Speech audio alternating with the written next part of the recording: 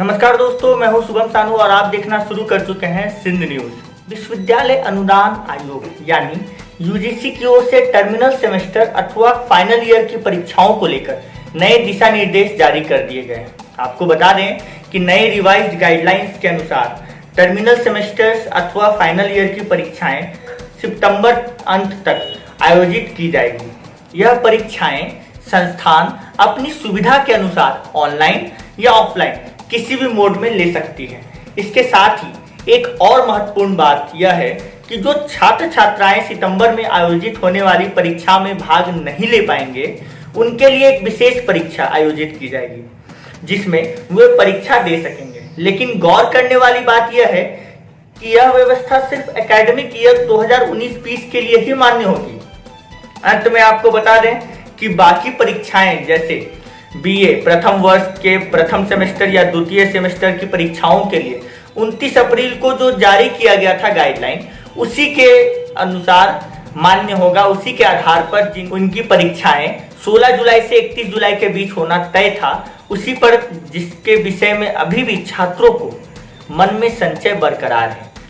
तथ्य की प्राथमिक व्याख्या के बाद हमें इसके संभावित प्रभावों को उसके बारे में नए सिरे से समझना होगा, सोचना होगा।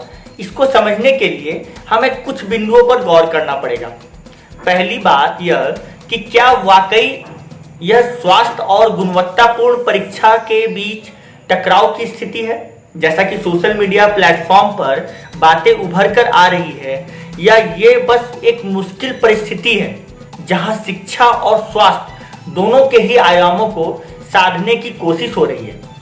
परीक्षा के संभावित महीने की घोषणा के साथ छात्रों के सामने एक प्रश्न यह है कि जो लोग दूर दराज ग्रामीण परिवेश से आते हैं या उनके नामांकन उनके गृह राज्य से दूर किसी दूसरे राज्य के विश्वविद्यालय में हुआ है, तो ऐसे छात्र विश्वविद्यालय कैसे पहुंच सकेंगे, तब जबकि रेल यातायात ठप है और कोरोना संक्रमण के मामले में भारत तीसरे स्थान पर आ गया है।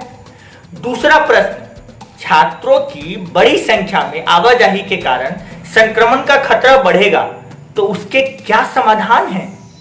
लेकिन ऑनलाइन परीक्षा होने की स्थिति में इन दोनों प्रश्न का हल स्वतः मिल जाएगा।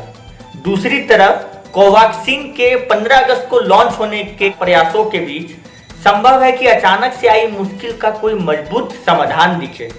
अंत में यह स्थिति टकराव की नहीं है।